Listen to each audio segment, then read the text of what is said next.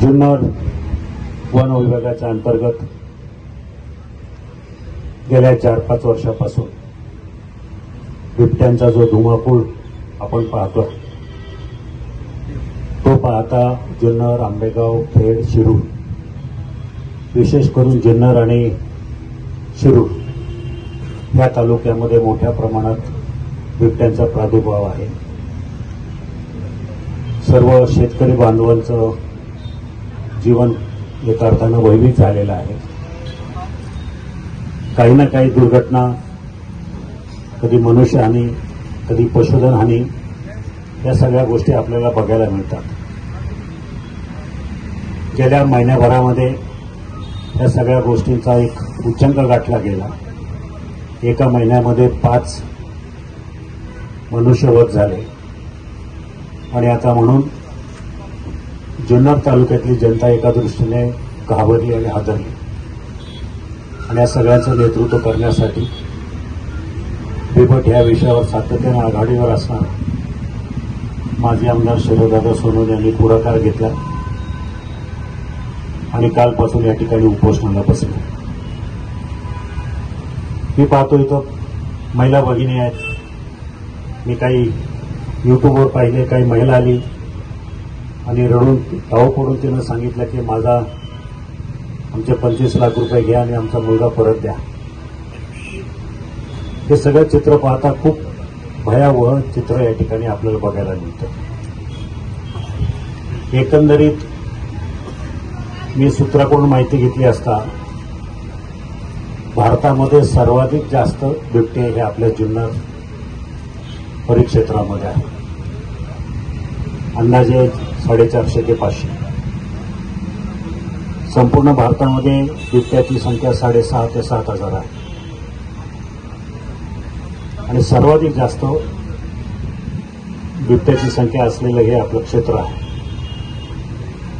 सरकारकडनं मग कुठलंही सरकार असो, म्हणजे महायुती किंवा महाविकास आघाडी, त्या फरकातली जात नाही, पण सरकारचं सातत्यानं या विषयाकडे दुर्लक्ष आहे। हल्ली तर ही संख्या जास्त वाढायला लागली। जशी बिबट्याची संख्या वाढायला लागली तशी मृतांची संख्या वाढायला लागली। एक स्टॅटिस्टिक जर सांगायचं झालं तर आपल्या जुन्नर परिक्षेत्रामध्ये गेल्या 10 वर्षामध्ये जवळजवळ 22 मनुष्यवध झाले। 22 त्यातले फक्त गेल्या 6 महिन्यामध्ये आपल्याकडची संख्या जवळजवळ 5 आहे 22 पैकी। म्हणजे किती वेगानं मनुष्यहानी होते याची सरकारनं दखल घ्यायला पाहिजे।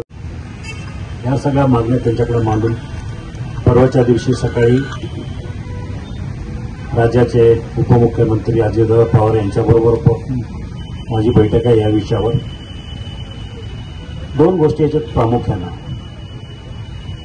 बिबट निवारा केंद्र यासाठी आपण जी जागा अनेक वर्ष शरददादा असेल, मी असेल, अतुल असेल, सगळे त्यांच्या म्हणण्यानुसार जागा ताब्यात आल्यासारखी आहे, ताब्यात आलेली आहे। परंतु ते केंद्र स्थापित करण्यासाठी त्यांना अजून 1-1.5 वर्ष जाईल। तो कालावधी मला वाटतं खूप जास्त आहे। जागा जर आलेली आहे मग तुम्हाला जागा सपाट करून त्या ठिकाणी फक्त पिंजरेच बसवायचे सध्या, त्यासाठी वेळ जायला नको आहे। शासनाने याच्यासाठी गांभीर्यानं बघितलं पाहिजे, त्याचा सुद्धा मी पाठपुरावा करणार। दुसरं, बिबट्यांची नसबंदी हा सगळ्यात मोठा महत्वाचा मुद्दा आहे। माझ्या माहितीप्रमाणे त्यासाठी मागणी जरी केलेली असली तरी दुर्दैवाने ती मागणी अजून कुठल्याच केंद्रामध्ये, कुठल्याच राज्यामध्ये मंजूर झालेली नाही। स्टेट लेवल एक कमिटी असते, त्याचे अध्यक्ष मुख्यमंत्री असतात। त्यांना मी विनंती करणार आहे की आपण आपल्याकडनं एक प्रपोजल सँक्शन करून वर पाठवलं तर त्याला सेंट्रल झू अथॉरिटी पण आहे आणि वन खातं केंद्राचं त्यांच्याकडनं ही जी परवानगी लागेल त्याला वेळ जाईलच खरं, पण ते कमीत कमी वेळात कसं त्या गोष्टी मंजूर करून आणायच्या यासाठी मी सुद्धा पुढाकार घेईन। माझ्याबरोबर आशाताई असतील, अतुल बेनके असतील, शरद असतील आणि सगळेजण मिळून हा प्रश्न लवकर सुटला तर बरेचसे आपलं जे म्हणणं आहे त्याच्यावर नक्कीच मान्य होईल असं वाटतंय. कारण जागा मोठी आहे. नसबंदी जर झाली तर त्याला, कारण सुरुवातीला ती संख्या कमी होती बिबट्यांची. गेल्या 10 वर्षामध्ये त्याच्यामध्ये जवळजवळ 300 पटीने वाढ झालेली आहे. आता एवढी 3 पटीने वाढ झालेली आहे.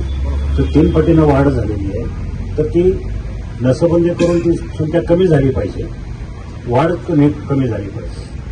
तसंही आपल्या जुन्नर परिक्षेत्रामध्ये गेल्या 6 वर्षामध्ये 6-7 वर्षात जवळजवळ 250 बिबट्यांचा मृत्यू झालेला आहे. 110 बिबटे अपघातानं कोणाच्या गाडीला धक्का लागून किंवा विहिरीमध्ये पडून 110 बिबट्याचा मृत्यू झाला आहे. आणि 115 बिबटे हे साधारण वयोमानानं किंवा नैसर्गिक मृत्यू 250 कमी झाले. पण वाढही तेवढी झालेली 6 वर्षात. तर यासाठी